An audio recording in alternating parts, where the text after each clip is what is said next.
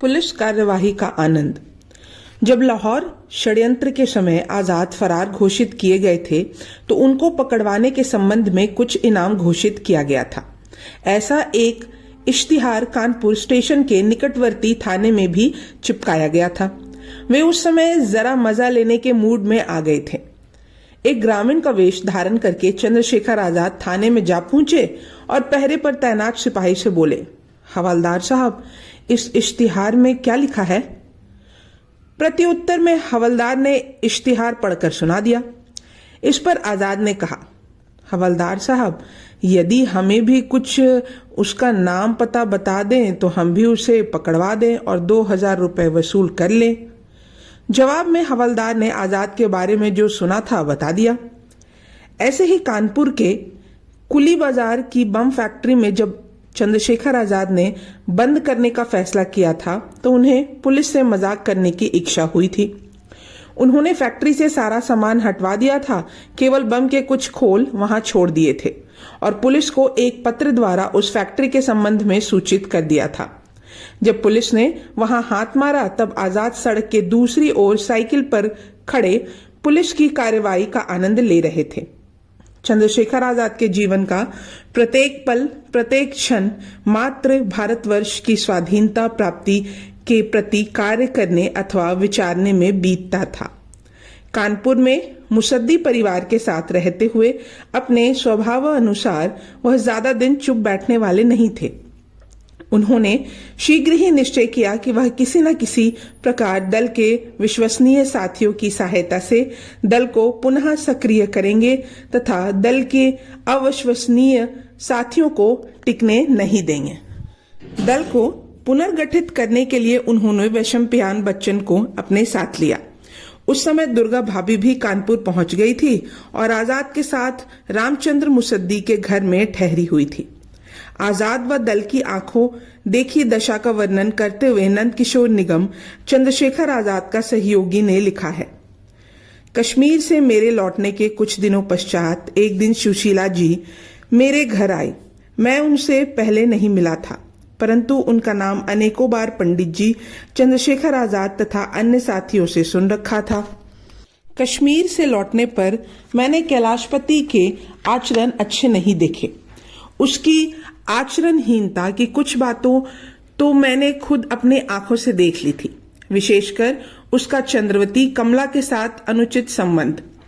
मैं पंडित जी से मिलकर उनको कैलाशपति की तरफ से सावधान करना चाहता था, परंतु दिल्ली में कैलाशपति के अलावा किसी दूसरे साथी को पंडित जी का पता मालूम नहीं था और कैलाशपति ने मुझे उनका पता बताने से इनकार कर दिया था कि पंडित जी की आज्ञा है कि उनका पता किसी को भी ना बताया जाए। सुशीला जी को भी इसके दुराचारी होने का पता चल गया था। वह भी उससे परेशान हो चुकी थी और किसी विश्वसनीय साथी की तलाश में थी। जब वह मुझसे मिली तो दोनों ने ही पंडित जी से मिलकर कुछ काम करने का निश्चय किया। सुशीला दीदी को ज्ञात था कि पंडित जी कानपुर में रामचंद्र मुसद्दी के घर पर ठहरे हुए हैं।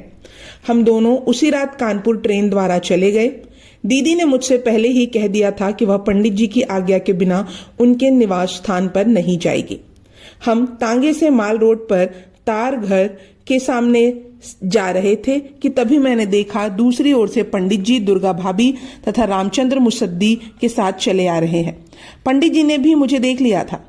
पंडित जी ने दीदी को तांगे से उतारकर अन्य दोनों स्त्रियों के साथ कर दिया और स्वयं मेरे साथ तांगे में बैठकर सीधे मुसद्दी के निवास स्थान पर जा पहुंचे। कुछ देर बाद दोनों भाभियां और दीदी भी वहां आ गई। मैंने देखा पंडित जी उस समय धन के अभाव से गहरी चिंता में थे। तिवारी के साथ ना देने से उनका धन संचार पूर्णतः बंद हो चुका था। थोड़े ही समय में किसी को सहानुभूतक बना उससे रुपए लेना असंभव हो गया था और बिना धन के जीवन निर्वाह तथा दल का पुनर्संगठन असंभव था। वे मनी एक्शन कर रहे थे, परंतु उस एक्शन की तैयारी के भी लिए कुछ रुपए चाहिए थे। उन्हीं दिनों सितंबर सन 1930 ईस्वी में कानपुर में पंडित जी का संपर्क एक ऐसे युवक से हुआ जिसका पिता एक धनी सेठ था। उसकी दुकान पर प्रतिदिन हजारों रुपए का लेन देन होता था। वह युवक अत्यंत भावुक स्वभाव का था। उसने चंद्रशेखर आजाद से कहा, आजाद जी, मेरे पिता बहुत बड़े रईस हैं, क्यों ना आप मेरे पिता की गद्दी पर धावा बोलकर धन का प्रबंध कर लें। इस पर चंद्रशेखर ने पूछा, लगभग कितना धन प्राप्त हो सकता है? युवक ने अनुमान लगाकर बताया, लगभग 1 लाख रुपए तो अवश्य मिल जाएंगे। चंद्रशेखर ने सोचा, यदि 1 लाख रुपए का प्रबंध हो गया तो सारी समस्या ही खत्म हो जाएगी। एक ओर तो दल की आर्थिक समस्या का समाधान हो जाएगा और दूसरी ओर तिवारी की तरफ ताकना भी नहीं पड़ेगा और मैं निर्भीक होकर दल के संगठन में लग जाऊंगा। मगर इस कार्य को अंजाम देने के लिए भी धन की आवश्यकता थी। कानपुर में वह थोड़ा सा धन भी एकत्र नहीं कर पाए थे। यदि रामचंद्र मुसद्दी थोड़ा सा भी धन होता तो अवश्य ही चंद्रशेखर को दे देते, परंतु उन दिनों उनकी हालत भी बेहद शोचनीय थी। इसके बावजूद उन्होंने निर्भीक होकर अपने निवास स्थान पर न केवल एक क्रांतिकारी चंद्रशेखर को पनाह दे रखी थी, बल्कि उनके भोजन की जिम्मेदारी भी उठा रखी थी। इसके लिए दोनों मुसद्दी दंपति जेल जाने को भी तैयार थे। इन्हीं दिनों नंदकिशोर निगम सुशीला दीदी के साथ जाकर आजाद से कानपुर में मिला था। पंडित जी ने करीब 4-5 घंटे तक उनसे बातचीत की। दिल्ली के कार्य की भी वार्ता चली। नंदकिशोर ने उन्हें कैलाशपति के चरित्रहीन होने का हाल बताया और यह भी कहा, कैलाशपति ने दिल्ली के दल को लगभग तोड़ सा दिया है और अब यह प्रयास कर रहा है कि किसी प्रकार दल के साधनों से रुपया तथा शस्त्र आदि प्राप्त कर चंद्रवती को लेकर किसी अज्ञात स्थान पर चला जाए। किंतु चंद्रशेखर ने उसके कहने का आसानी से विश्वास नहीं किया। सच तो यह था कि वो किसी भी साथी के विरुद्ध कोई बात पर शीघ्र ही विश्वास नहीं करते थे। शायद अपने अनुभव से ही उनको यह आदत बन गई थी, परंतु इसी आदत के कारण वह अंत में अपना जीवन खो बैठे। चंद्रशेखर आजाद ने नंदकिशोर को 1 लाख रुपए की लूट के लिए योजना बताई और उससे पूछा, क्या तुम कहीं से 300 रुपए का प्रबंध कर सकते हो? नंदकिशोर ने बताया, मेरे पास नकद तो नहीं है, मगर मेरे ताऊ ने मेरे नाम अपने मकान का आधा हिस्सा कर रखा है, उसे बेचकर रुपया ला सकता हूँ। चंद्रशेखर आजाद ने उसी रात नंदकिशोर को दिल्ली के लिए रवाना कर दिया और आज्ञा दी कि शीघ्र से शीघ्र रुपयों का प्रबंध कर लौट आना। नंदकिशोर 1 सप्ताह बाद रुपये का प्रबंध कर कानपुर लौट आया।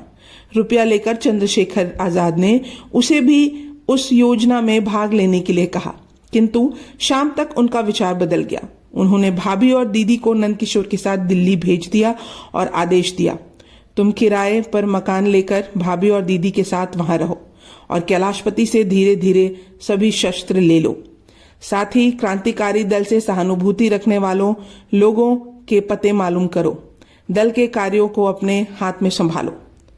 चलते समय उन्होंने नंदकिशोर को दुर्गा भाभी व सुशीला दीदी की रक्षा के लिए एक रिवॉल्वर भी दिया।